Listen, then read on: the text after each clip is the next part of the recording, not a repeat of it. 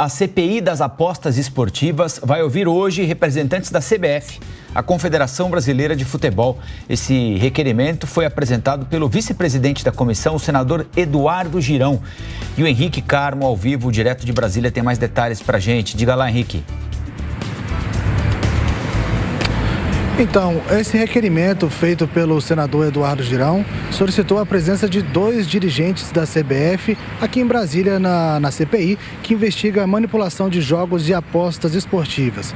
Os dirigentes são Hélio Santos Menezes, diretor de governança e conformidade da CBF, e Júlio César Avelar, diretor de competições da CBF. No requerimento, o senador Eduardo Girão esclareceu que ambos devem deixar claro alguns pontos importantes para a CPI. No texto, o senador afirma que só no ano passado foram 109 partidas sob suspeitas de manipulação no país. Em 2022, esse número foi maior, foram 139 partidas sob suspeitas. Outro dirigente da CBF que será também ouvido aqui na CPI é Eduardo Gussen, que ele é oficial de integridade da CBF. Este foi convocado pelo senador Romário, que também faz parte da comissão que investiga essa manipulação nos jogos aqui no Brasil.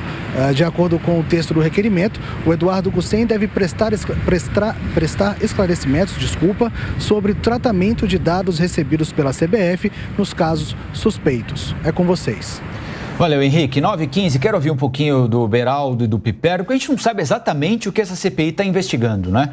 Tem as denúncias do John Textor, mas ninguém sabe que denúncia é, se é denúncia, se é indício, como disse o Cajuru. Então, enfim, eu, pelo menos, tenho essa percepção de que a gente está navegando no escuro. Não que o futebol brasileiro, assim como qualquer outra área da sociedade, seja composta por vestais, não é? Nós já tivemos o caso da máfia esportiva lá na década de 80, na década de 2000, Edilson Pereira de Carvalho, recentemente a operação da Polícia Federal que descobriu que havia jogadores de futebol no bolso de algumas empresas.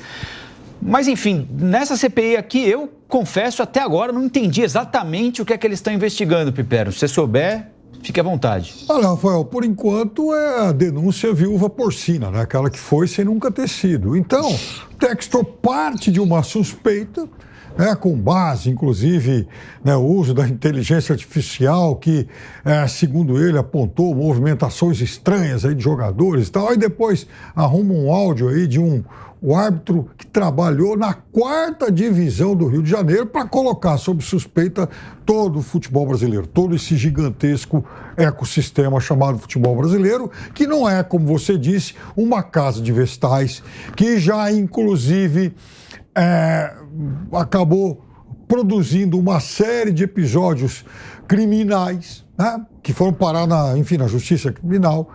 Mas o fato é que, dessa vez, ainda não há materialidade. E o ainda é porque ele está apontando essa possível rede de ilicitude desde o final do ano, desde o momento em que o Botafogo perdeu o Campeonato Brasileiro, aliás, um campeonato que estava ganho. É evidente que a indústria do futebol, ela já acabou atraindo uma série de atos ilícitos, de ações ilícitas. Na Itália, por exemplo, o Juventus de Turim acabou sendo rebaixado como punição por conta disso, manipulação de apostas quase que no mundo inteiro. Aqui no Brasil, recentemente, mas o fato é que agora não tem a materialidade. Só que aí o Senado também aproveita esse episódio para literalmente jogar para a torcida.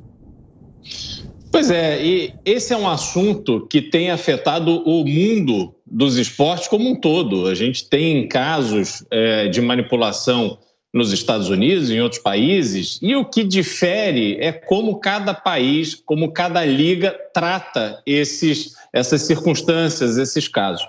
Porque isso tira completamente a essência do esporte. A gente tem que pensar primeiro no torcedor, aquele apaixonado pelo seu time, aquele que está ali, vai ao estádio, compra a roupa do time e fica com a sua família, com seus amigos torcendo e tal, e de repente ele está torcendo para algo que está sendo manipulado conforme o interesse do dinheiro.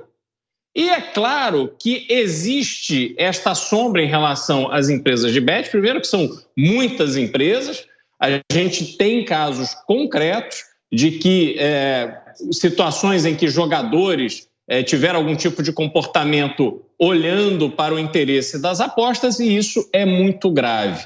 Agora, essa investigação, essa CPI no Senado, que esperar disso? De fato, como o Rafael falou, é muito difícil a gente entender aonde pode chegar. E há também os conflitos de interesse. O próprio senador Cajuru, que saiu notícias aí que ele faz anúncios para uma empresa de bet. Então, essas empresas elas estão muito fortes, elas estão investindo muito, elas estão muito capitalizadas e, obviamente, elas têm uma força financeira hoje extraordinária.